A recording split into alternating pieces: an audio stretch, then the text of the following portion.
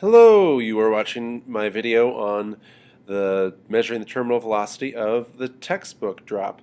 I also have a coffee filter one. I'm not going to combine these two. There are a couple things I pointed out in the coffee filter show that I'm going to I'm going to really quickly show you here. I can auto scale this by hitting A. Okay, looks like it's already been auto scaled. Or I can manually scale it by going like this.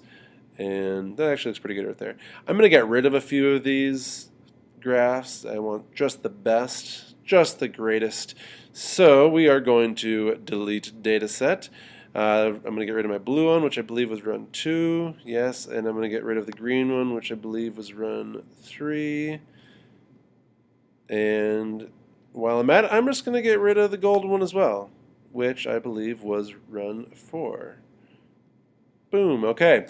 So this graph looks different than the coffee filter graph. If you remember from the coffee filter graph, it was more of just a straight line. This is more of a curved line. Remember we called that kind of an exponential curve? It means that it keeps on increasing its slope.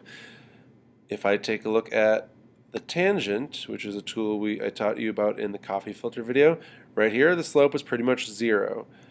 As I go over here, the slope is increasing 0.6, 1, 1.49, 1.9, 2.5, 2.8, 3.2, 3.6, 3.5. Notice it's slowing down there. That's because we've now reached the point at where it is actually starting to hit the ground. But at no point in this graph does that slope just level off. It keeps on increasing. What that means, the slope is your speed, your meters per second. So if the speed or the velocity keeps on increasing, that means that we have not reached our terminal velocity. To confirm that, we're going to go and look at our velocity graph down here, velocity time graph. So obviously when you're holding the textbook, there should not really be any velocity. You can round that number to 0. As soon as you drop it, the velocity starts to increase. 1, 1.5, 2, 2.5, 2.8, 3.2, 3.6. Notice that we don't ever really get a nice flat reading like we did on the coffee filter drop. Let's see, I don't know where that is. Sorry for my indecisiveness here. Okay, if you remember on the coffee filter graph, there was a nice kind of horizontal leveling off which told you that the velocity was not increasing anymore.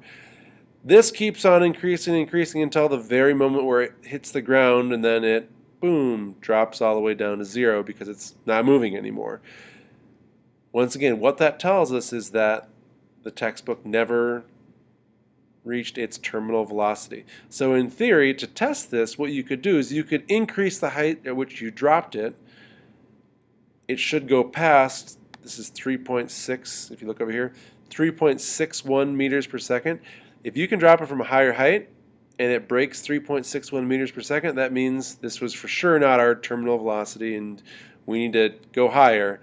We need to go deeper. We need to figure out what that terminal velocity is. So once again, the way that we analyze this is looking at the curve of the graph. The fact that this is an exponentially increasing graph tells us the speed is not leveled off yet. The fact that we didn't get a nice horizontal line in the velocity time graph tells us that this has not leveled off yet. Thanks for watching.